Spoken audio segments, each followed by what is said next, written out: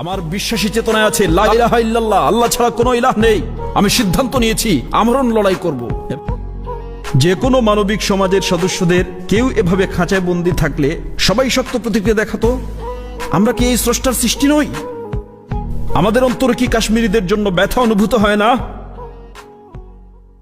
Mister Narendra Modi RSS এর আজীবন সদস্য, কিন্তু এটা আমার কাছে খুবই গুরুত্বপূর্ণ।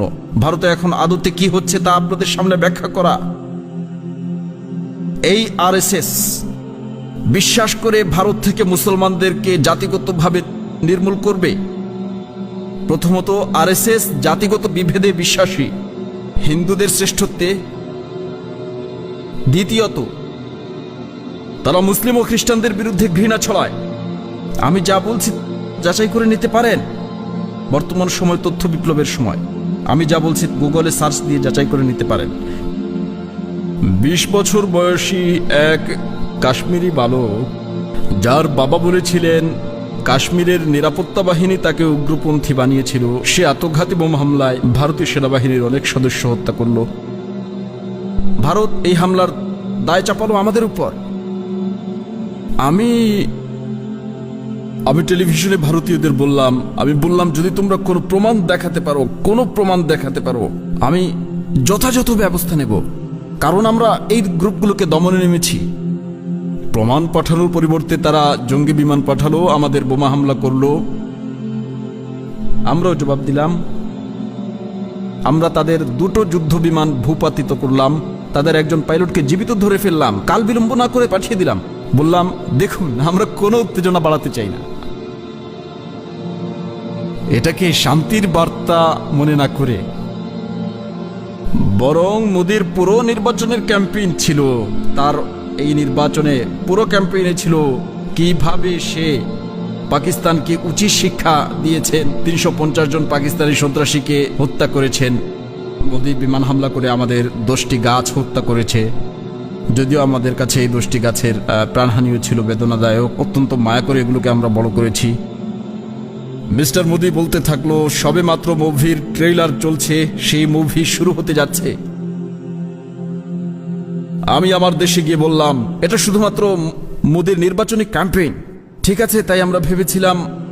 আপনি জানেন, রাজনীতিবিদরা নির্বাচনে জিততে এমন অনেক কথাই বলে থাকেন। ঠিক আছে, নির্বাচনের পরে আমরা ভারতের সাথে স্বাভাবিক সম্পর্কে ফিরে যাব। ভালো কথা। ভারত যখন নির্বাচন শেষ করলো, আমরা ভারতকে প্রস্তাব দিলাম। তারা কোনো জবাব দিল না, বরং কিছুদিন পর আমরা খেয়াল করলাম আন্তর্জাতিক পরিসরে তারা আমাদের ব্ল্যাক লিস্টে ফেলার উদ্যোগ নিয়েছে, আমাদেরকে পঙ্গু করতে চাচ্ছে। আমরা বুঝলাম ভারত এজেন্ডার দিকে এগুচ্ছে, এবং সেই এজেন্ডা 5 আগস্টে স্পষ্ট হয়ে ওঠে, যখন ভারত জাতিসংঘের সুরক্ষা কাউন্সিলে 11টি প্রস্তাবের বিরুদ্ধে গিয়ে, যেখানে বলা ছিল কাশ্মীর একটি সংঘাতপূর্ণ এলাকা এবং কাশ্মীরের জনগণের নিজেদের ব্যাপারে সিদ্ধান্ত নেওয়ার অধিকার আছে, তারা সেটার বিরুদ্ধে চলে গেল।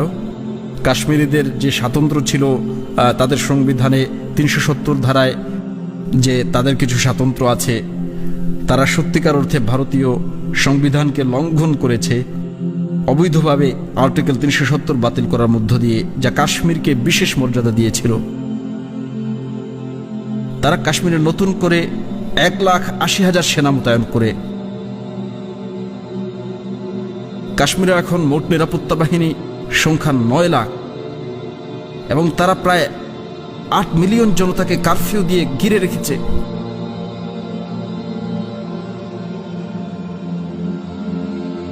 মিস্টার প্রেসিডেন্ট, এখন আমি আপনাকে সংক্ষিপ্তভাবে আপনাকে এবং মানুষকে বোঝাতে চাই কিভাবে কেউ এমনটা করতে পারে। এটা সেই ঘৃণার আদর্শ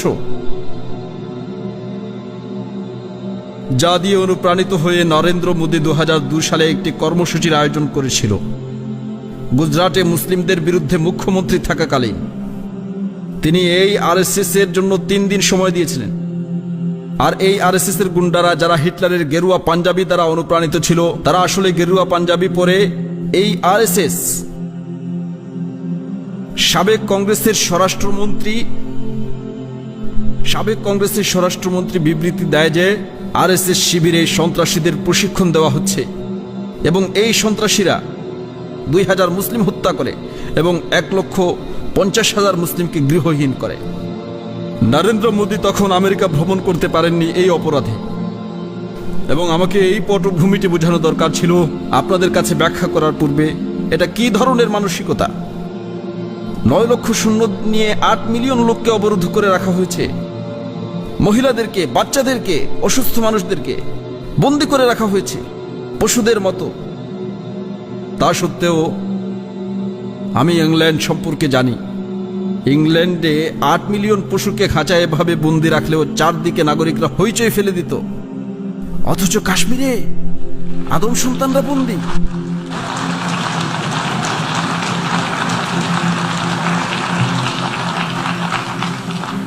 আর মিস্টার প্রেসিডেন্ট, কি এসেছে, কি পাওয়া গেছে জাতিগত শ্রেষ্ঠত্বের ফলে? আর্য জাতির শ্রেষ্ঠত্বের অহংকার দুইটা একই সাথে, এবং এই অহংকারের ফলে মানুষ ভুল করে ও নির্বোধের মতো নিষ্ঠুর কাজ করে। নিষ্ঠুর কাজ যেমনটা নরেন্দ্র মোদী করেছে, এটা নিছক দাম্ভিকতা, এবং এই অহংকার মোদীকে অন্ধ করে দিয়েছে। কারফিউ প্রত্যাহারের পর যা ঘটতে যাচ্ছে সেই বাস্তবতা থেকে তিনি কি এটি সম্পর্কে চিন্তা করেছেন? এটা নিয়ে চিন্তা করা হয়নি। যখন কারফিউ প্রত্যাহার করা হবে তখন তিনি কি করবেন? তিনি কি ভাবছেন কাশ্মীরের জনগণ এটি সহজভাবে মেনে নেবে? তাদের বিশেষ স্বীকৃতি চলে গেছে, কারণ ভারত সংবিধানের পরিবর্তন করে ফেলেছে এবং তাদের বিশেষ মর্যাদা কেড়ে নিয়েছে। এটা তারা গ্রহণ করবে? মিস্টার প্রেসিডেন্ট, গত 30 বছরে কাশ্মীরে 1 লাখ নাগরিক নিহত হয়েছে, কারণ ভারত জাতিসংঘের প্রদত্ত অধিকারকে অস্বীকার করেছিল, জাতিগত আত্মনিয়ন্ত্রণের অধিকার। 1 লাখ নাগরিক নিহত হয়েছে, 11,000 নারী ধর্ষিতা হয়েছে।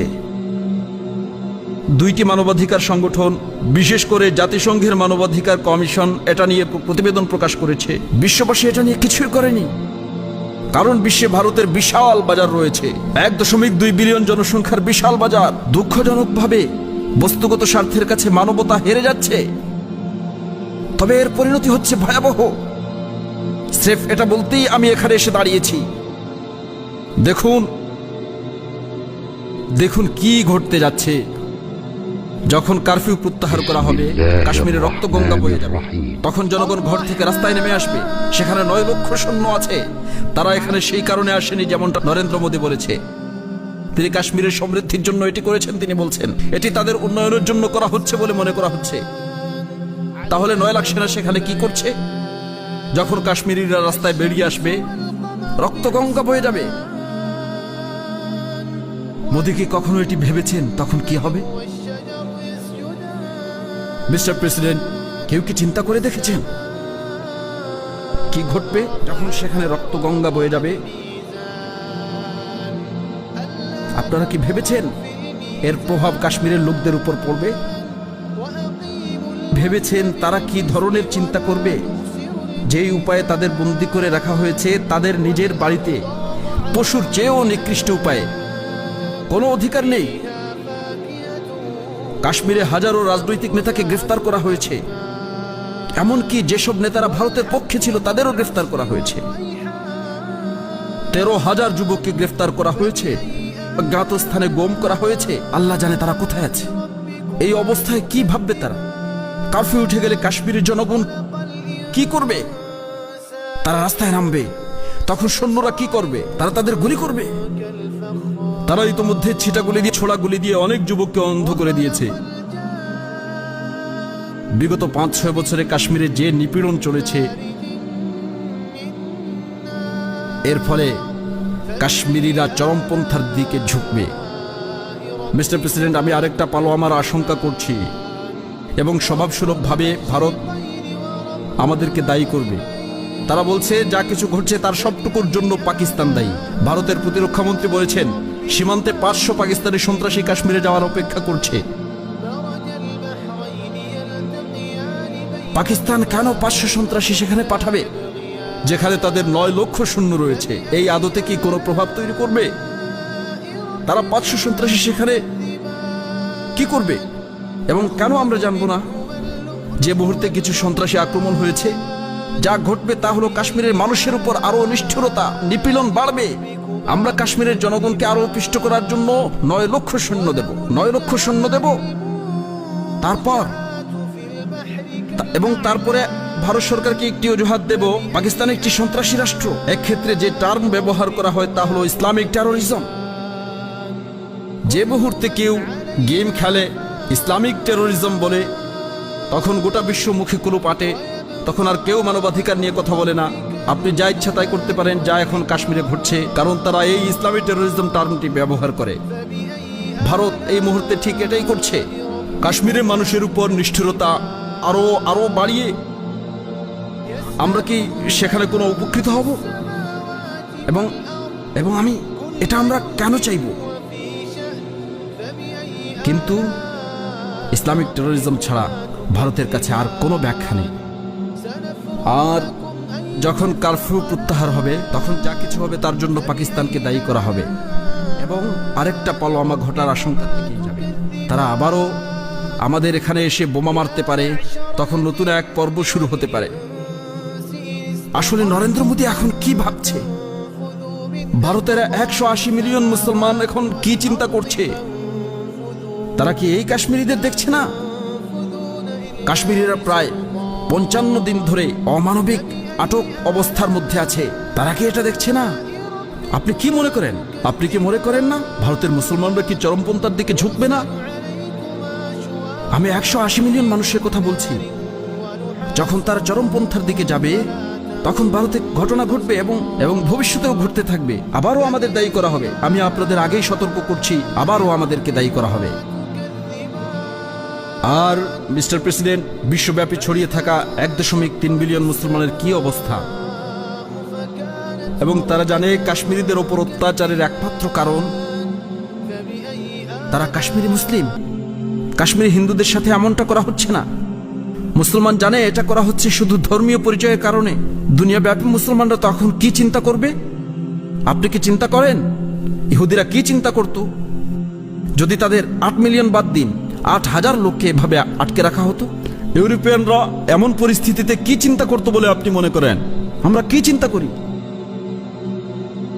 যে কোনো মানবিক সমাজের সদস্যদের কেউ এভাবে খাঁচায় বন্দী থাকলে সবাই শক্ত প্রতিক্রিয়া দেখাতো। আমরা কি এই স্রষ্টার সৃষ্টি নই? আমাদের অন্তরে কি কাশ্মীরিদের জন্য ব্যথা অনুভূত হয় না? এবং এরপর আমার বিশ্বাসী চেতনায় আছে লা ইলাহা ইল্লাল্লাহ, আল্লাহ ছাড়া কোনো ইলাহ নেই। আমি সিদ্ধান্ত নিয়েছি আমরণ লড়াই করব। এবং